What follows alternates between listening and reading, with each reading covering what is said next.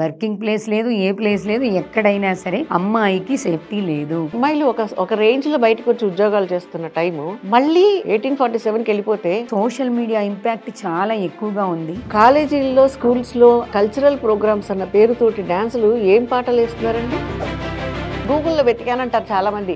5 సార్లు ఒక స్పెల్లింగ్ కొట్టండి, రాంగే కొట్టండి. పేపర్లో కనపడనివి, న్యూస్ దాకా రానివి మారుమూల గ్రామాల్లోనూ చిన్న చిన్న నగరాల్లోనూ కూడా చాలానే జరిగింది. టీనేజ్కి రాగానే పేరెంట్స్కి ఒక రకమైన భయం వస్తుంది కదా మేడం. ఇప్పుడు మనసే మంచిగా లేకపోతే, స్వచ్ఛంగా లేకపోతే ఏ మురికి పని చేయడానికైనా ఎవరికి అభ్యంతరం ఉండదు. అందుకే మనసు స్వచ్ఛంగా ఉండాలి. మెట్రోస్లోను, బస్ స్టాండ్లోను అన్ని చోట్ల ఈ తరం పిల్లలు ఇంతే, ఈ కాలం పిల్లలు ఇంతే అని అంటున్నారు. కాలం మారిపోయింది అన్నదాన్ని నేను యాక్సెప్ట్ చేయను. కాలం ఎక్కడ మారింది? అదే 24 గంటలు ఉంది. కాకపోతే ఆ 24 గంటల్ని మనం ఎలా ఉపయోగించుకుంటాం అన్న దాంట్లో సమాజం పరిస్థితి ఆధారపడింది. బ్యాడ్ టచ్, గుడ్ టచ్ చిన్న పిల్లల నుంచి నేర్పించాలి అని చాలా వీడియోస్ చూస్తున్నాం. ఈ బ్యాడ్ టచ్, గుడ్ టచ్ గురించి దాదాపు 10-12 సంవత్సరాలుగానే ఉంది, అంత ముందు లేదు. మరి అంతమంది పిల్లలు బాగానే ఉన్నారు కదండి. చెప్పకపోయినా ఈ బ్యాడ్ టచ్, గుడ్ టచ్ గురించి ఎక్కడ టాపికే వచ్చేది కాదు. ఇప్పుడు ప్రెసెంట్ యూత్లో మేడం చాలా బాగా వినిపిస్తున్న పదం యూత్ గురించి. ప్రాక్టికల్గా కూడా చాలా చోట్ల చూసాం. ఈ కాలం పిల్లలు ఇలానే ప్రవర్తిస్తున్నారు. కాలం మారింది, ఇప్పుడు పిల్లలు ఇంతకు ముందులా లేరు, మేము చెప్పింది వినరు, ఈ కాలం పిల్లలు వినే పిల్లలు కాదు. ఈ పదాలు చాలా రెగ్యులర్గా వింటున్నాం. ఇంట్లో మొదలై ఈ బయట కూడా మెట్రోస్లోను, బస్ స్టాండ్లోను అన్ని చోట్ల ఈ తరం పిల్లలు ఇంతే, ఈ కాలం పిల్లలు ఇంతే అని అంటున్నారు. నిజంగానే యువతలో అలాంటి విచిత్రమైన ప్రవర్తన కనిపిస్తుందా, లేకపోతే పెద్ద తరం వాళ్ళు వాళ్ళలో తప్పుల్ని వెతుకుతున్నారా? అసలు ప్రాబ్లం ఎట్ సైడ్ ఉంది మేడం, యూత్లోనా లేకపోతే పెద్ద తరం వాళ్ళలోనా? మీరు అడిగిన ప్రతి పాయింట్కి సమాధానం చెప్తాను. తప్పు ఉంది కాబట్టే పెద్దవాళ్ళు అంటున్నారు. అది ఈ కాలం పిల్లలు ఇలాగే ఉన్నారు, కాలం మారిపోయింది అంటున్నారు. కాలం మారిపోయింది అన్నదాన్ని నేను యాక్సెప్ట్ చేయను. కాలం ఎక్కడ మారింది? అదే 24 గంటలే ఉంది కదా. 24 గంటలు ఎక్కడ మారలేదు. కాకపోతే ఆ 24 గంటల్ని మనం ఎలా ఉపయోగించుకుంటాం అన్న దాంట్లో సమాజం పరిస్థితి ఆధారపడింది. ఇప్పుడు మీరు లేవనెత్తిన ప్రతి ప్రశ్న దాంట్లోనే లింక్ అయింది. వాళ్ళకి నచ్చట్లేదు కాబట్టే, చేసే బిహేవియర్లో తప్పుంది కాబట్టే వాళ్ళు పాయింట్అవుట్ చేస్తున్నారు. ఇప్పుడు మీరు చూడండి, బస్టాండ్లో నుంచిన ఒక గ్రూప్, ఒక gang, let them be college students కానీ వేరే ఎవరైనా కానివ్వండి, వాళ్ళల్లో డీసెంట్గా నుంచునే వాళ్ళు ఉంటారు. చాలా ఇండీసెంట్ బిహేవియర్ కానీ, మాటలు కానీ, లేకపోతే వాళ్ళ చేష్టలు కానీ, బాడీ లాంగ్వేజ్ కానీ మనం అన్ని రకాలుగా అబ్జర్వ్ చేయొచ్చు ఉంటారు. అది అబ్జర్వ్ చేస్తున్నారు కాబట్టి వాళ్ళు దే ఆర్ అబ్జర్వింగ్. ఇప్పుడు మీరు పాయింట్అవుట్ చేశారు అంటే వీళ్ళు అబ్జర్వ్ చేస్తారని అర్థం. అక్కడ అబ్జర్వ్ చేసినప్పుడు వాడు కూడా ఎంజాయ్ చేస్తా అంటే ఈజ్ ఈక్వల్ టు దెమ్. నచ్చలేదు కాబట్టి వాడు అలాంటి వాడు కాదు కాబట్టి చిరాకు వస్తుంది. ఓకే. సో ఇప్పుడు దీనికి బాధ్యులు ఎవరు అంటే, ఎలాంటి అలవాటుని మొదలు నుంచి వాళ్ళు చేసుకుంటున్నారో. మన హాస్టల్స్ ఉన్నాయి కొన్ని, ఇప్పుడు గవర్నమెంట్ రన్ చేసే హాస్టల్స్ ఉన్నాయి. ఎగ్జాంపుల్ చెప్తున్నాను నేను. అది ఇంటర్మీడియట్ కానివ్వండి, స్కూల్స్ కానివ్వండి, లేదంటే కాలేజెస్ కానివ్వండి. కొన్ని గవర్నమెంట్ స్కూల్స్లో, హాస్టల్స్లో పిల్లలకి ఫుడ్ పెడతారు. ఆ ఫుడ్కి ఒక టైం టేబుల్ ఉంటుంది కదా. ఆ టైం టేబుల్ ఉంటుంది. ఈరోజు ఇది మెనూ అక్కడ పెట్టేస్తారు. అండ్ యాక్చువల్లీ మెనూ, ఆ routine it's very excellent, no doubt. పిల్లల ఆరోగ్యాన్ని దృష్టిలో పెట్టి అక్కడ ఎంత పెడుతున్నారనేది తర్వాత, అది చాలా పెద్ద వాస్ట్ టాపిక్ అది.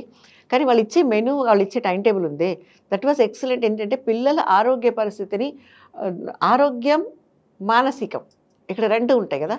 ఆరోగ్యం ఎంత మంచిగా ఉంటుందో మానసిక ఒత్తిడి కానీ, మానసిక ఆరోగ్యం కానీ దాని మీద డెఫినెట్లీ ఆధారపడి ఉంటుంది. ఇప్పుడు ఈ 2 బైరీస్ చేసుకుని కంటిన్యూషన్గా ఆ ఫుడ్ అక్కడ వాళ్ళు టైం టేబుల్ పెడతారు. ఇప్పుడు వీళ్ళు సైన్స్ స్కూల్ నుంచి చదువుకుంటారు. ఏమని? బ్యాలెన్స్ డైట్ అని. ఏంటి బ్యాలెన్స్ చేస్తుంది? బాడీ మైండ్ కోఆర్డినేషన్కి బ్యాలెన్సింగ్గా హెల్దీ ఫుడ్ తినాలన్నది ఈవీఎస్ పుస్తకాల్లో మాత్రం కాదు, కంచెల్లో కూడా ఉండాలంట నేను కదా. కంచెల్లోకి రావాలి అంటే బాధ్యత ఎవరిది? అమ్మది కదా. ఇప్పుడు చిన్నపిల్లలు అన్నప్రాసం చేసిన దగ్గర నుంచి వాడికి అన్ని రకాల ఫుడ్లు అలవాటు చేస్తే, పెద్దయ్యగా నాకు ఇది నచ్చదు, ఇది వద్దు అని చెప్పడు. ఒక పర్టికులర్ ఐటెం చాలా ఇష్టపడి తింటారు మా పిల్లలు అన్నది ఎప్పుడు అమ్మ గ్రహించాలంటే, వాడికి ఒక 25 ఏళ్ళు వచ్చాక తను అనుకోవాలి ఆ మాట. ఆ పిల్లలకి ఒక 25 ఇయర్స్ వచ్చిన తర్వాత ఒక అమ్మ అనుకోవాలంటే, మా వాడు ఇదైతే బాగా తింటాడు, మా అమ్మాయికి ఈ ఫుడ్ అంటే చాలా ఇష్టం అని. ఒక ఫేవరెటిజం డెఫినెట్లీ ఉంటుంది. ఒక ఫుడ్ మీద ఒక ఇంట్రెస్ట్ పిల్లలకి డెఫినెట్లీ ఉంటుంది. ఇదైతే వాళ్ళు ఇంట్రెస్ట్గా తింటారు, ఇదైతే వాళ్ళకి చాలా ఇష్టం. వాళ్ళు రేపు ఉద్యోగానికి వెళ్ళిపోయినా, అత్తగారింటికి వెళ్ళిపోయినా ఒక అమ్మ మనసులో రావాల్సిన భావన అది. చిన్నప్పటి నుంచి నువ్వే పెట్టకుండా వాళ్ళకి అన్ని రకాలు నీకు నచ్చినవే నువ్వు తింటూ పిల్లలకి పెట్టకుండా పిల్లలకి ఎలా అలవాటు అవుతుంది? డెఫినెట్లీ ఇప్పుడు మీరు ఈ రోజుల్లో స్కూల్ పిల్లల్లో వచ్చే ప్రాబ్లమ్స్ ఉన్నాయి తెలుసా, కిడ్నీ ప్రాబ్లమ్స్ ఉన్నాయి. వాళ్ళు డయాబెటిక్ ఉన్నారు. చిన్నపిల్లలు డైరెక్ట్ ఇన్సులిన్ వచ్చి ఇంటికి స్కూల్కి వచ్చి ఇన్సులిన్ ఇచ్చిన పేరెంట్స్ ఉన్నారు నేను నా అనుభవంలో. పేరెంట్స్ వచ్చి కంప్లైంట్ ఇచ్చి మా చాక్లెట్స్ పంచిపెట్టినప్పుడు మా పిల్లలకి పెట్టకండి, వాడికి కొంచెం షుగర్ ప్రాబ్లం ఉంది, చాక్లెట్ స్కూల్ అంతా చాక్లెట్ పంచినప్పుడు వాడు ఒక్కడిని నేను తినద్దని ఎలా చెప్తాను? అప్పుడు ఏం చేయాలి? నాకు బాధ్యత ఉంది సొసైటీ మీద. నేను వాట్ ఐ డిడ్, స్కూల్లో చాక్లెట్ పంచడానికి వీల్లేదని చెప్పేశాను నేను. ఎందుకంటే అలాంటి వాళ్ళు 4 ఉన్నారు చిన్నపిల్లలు, పంచలేదని చెప్పేశాను. Really when we hats up to them, ఆ పేరెంట్స్ యాక్సెప్ట్ చేశారు. పేరెంట్స్ మీటింగ్ పెట్టి ఇలా సమస్యలు ఉన్నాయి కాబట్టి దయచేసి చాక్లెట్స్ పెట్టద్దు, బెటర్ మీరు ఫ్రెష్ ఫ్రూట్స్ పెంచి పెట్టండి, లేదు పెన్సిల్స్ ఇచ్చేయండి, పెన్సిల్ బాక్సులు ఇవ్వండి, పిల్లలు హ్యాపీ ఫీల్ అవుతారు. తలో పెన్ ఇచ్చేయండి, ఇంకా హ్యాపీ, రెగ్యులర్ యూస్ చేసుకునేది కదా. సో ఇలాంటి రెస్పాన్సిబిలిటీస్, అంటే నేను చేసిన గొప్ప పని చెప్పట్లా, బాధ్యత చెప్తున్నాను నేను. ఇలాంటి బాధ్యత స్కూల్స్ కాలేజెస్లో తీసుకోవాలి. సో ఓకే, నో డౌట్ కాలేజీకి వెళ్ళిన తర్వాత పిల్లలకి వాళ్ళగా తెలియాలి ఏంటి మనకు ఈ ప్రాబ్లం ఉంది కాబట్టి హెల్త్లో, సో ఈ టైప్ ఆఫ్ ఫుడ్ తినకూడదు అని. మనస్తత్వం ఎప్పుడు కూడా తిన్న ఆహారం మనస్తత్వం మీద చాలా ఆధారపడుతుంది. అవును మేడం. అది చాలా రిఫ్లెక్ట్ అవుతుంది, చాలా రియాక్ట్ అవుతుంది. ఇప్పుడు కారంగా వేడిగా మంచి ఎండలో భోజనం చేసిన వాడు వెళ్ళి ఒక భుజం మీద ఒకటేసి ఎరా బాగున్నావు అంటే వాడి తిక్కరేగుతుంది, వాడు నిజంగా బాగోడు, నిన్ను కూడా బాగోడు ఇక్కడ చేస్తాడు కదా. కారణం తిన్న కారం అన్న మహత్యం, అది నథింగ్ బట్. అదే వాడు సాఫ్ట్గా ఫుడ్ తిని మంచిగా తర్వాత ఏ స్వీటో పాయసమో తిన్నాడు అనుకోండి, తీయగా కబుర్లు బాగా చెప్తాడు. తినే ఆహారం మనస్తత్వం మీద ఎంత డిపెండ్ అయి ఉంటుందంటే అనుకోవట్లేదు.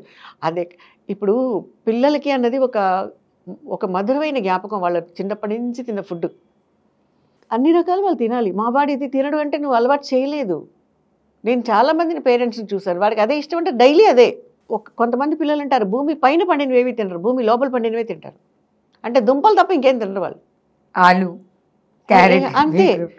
ఇప్పుడు ఈ బంగాళదుంపల కన్నా చామదుంపలు ఆరోగ్యానికి మంచిది, ఎంతమంది తింటున్నారు? అదేదో చాలా చీప్ క్వాలిటీ ఫుడ్లా కదా, బట్ గుడ్ ఫర్ హెల్త్. అది కంద తింటారా, పెండలని తింటారా? అసలు ఇవి రెండు తెలియదు మేడం, మంచి మాట. తెలియదు చాలా మందికి ఇవి తెలియదు, ఎలా వండుకోవాలో అమ్మలకే తెలియదు, పిల్లలు ఎక్కడ తింటారు పాపం. ఇప్పుడు ఇదే సమస్య, వాళ్ళు తినే ఆహారం ఒకలాగా నేను ఇదైతేనే తింటాను, ఇదైతేనే మా అమ్మ చేసి పెడితేనే ఒక మండితనం ఉంటుంది కదా. ఇందాక మీరు అడిగిన ప్రశ్నల్లో ఆ తర్వాత వాళ్ళ అమ్మ చెప్పిన మాట ఎందుకు వింటారండి? నేను చేసిందే, నేను చెప్పిందే చెయ్యాలి. ఇప్పుడు పిల్లలు ఒక్కోసారి చిన్న పిల్లలు అర్ధరాత్రి పూట లేచి చాక్లెట్ కావాలంటారు. అవును, ఇంట్లో ఉండదు చాక్లెట్, అయినా అర్ధరాత్రి లేచి చాక్లెట్ తినే అలవాటు. అది ఎవరు చేశారు? తప్పే కదా.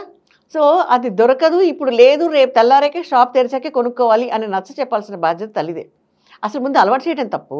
లేనప్పుడు కాంప్రమైజ్ కాదండి. ఇక్కడ కొని ఫ్రిడ్జ్లో ఉంచి మా అమ్మ ఎప్పుడు లేస్తే అప్పుడు చాక్లెట్ ఇవ్వడం దానికి సొల్యూషన్ కాదు. దొరకదు, లేదు, దొరికినప్పుడే తినాలి అన్న సంగతి పిల్లలకి తెలియాలి. చిన్నప్పటి నుంచి చెప్తే వింటారు వాళ్ళు, కానీ చెప్పడం అమ్మలకి తెలియట్లేదు. ఎంతమంది అమ్మలు తిడతారో నాకు తెలియదు, కానీ ఇప్పుడు ఇది మాత్రం ష్యూర్. ఇప్పుడు ఈ అలవాటు అంటే నేను అడిగిందే జరుగుతుంది అన్న ఒక ఆలోచన పిల్లల్లో పెరుగుతుంది చూడదు. అమ్మాయి కానివ్వండి, అబ్బాయి కానివ్వండి, వాళ్ళు ఒక 15-20 మధ్యలో ఉన్నప్పుడు టీనేజ్లో వాళ్ళు ఎందుకు మాట వింటారు? వాళ్ళలో ఒక హజం పెరిగిపోతుంది, నేను చెప్పిందే correct. Yes, of course parents వాళ్ళకి అడిక్ట్ అయిపోయారు. వాళ్ళు నేను చెప్పిందే పేరెంట్స్ చేస్తారన్న ఒక కన్ఫర్మేషన్లో ఉన్నప్పుడు they can't control themselves. Parents control చేయగలరా? స్కూల్లో మా అబ్బాయి చాలా బాగా బండి నడుపుతాడని తాళం చెవులు ఇచ్చే అమ్మా నాన్నలు ర్యాష్గా వెళ్ళి పోలీస్ స్టేషన్లో పట్టుబడ్డాడంటే రెస్పాన్సిబిలిటీ తీసుకుంటారు. నాదేనండి తప్పని. అసలు బండి ఇవ్వడమే తప్పు కదా. ఆ విషయం అప్పుడు తెలియట్లా వాళ్ళు. మా అబ్బాయి బాగా వెళ్తున్నాడు అంటున్నాడు, వాడక్కడ ఎలా నడుపుతున్నాడో బండి వాడికి తెలియట్లా. ఇప్పుడు అర్ధరాత్రి పూట పిల్లలు బండి వేసుకుని కొంతమంది ఉంటారు పనికి వాళ్ళు బండి వేసుకుని ఎంత సైలెన్సర్ పీకేసి పబ్లిక్ న్యూసెన్స్ చేస్తూ బండిని ఇష్టం వచ్చినట్టుగా వాడు ఫీడ్స్ చేస్తూ వెళ్ళే వాళ్ళని ఎవరు నేర్పారు వాళ్ళకి అంత అలస ఎలా వచ్చింది?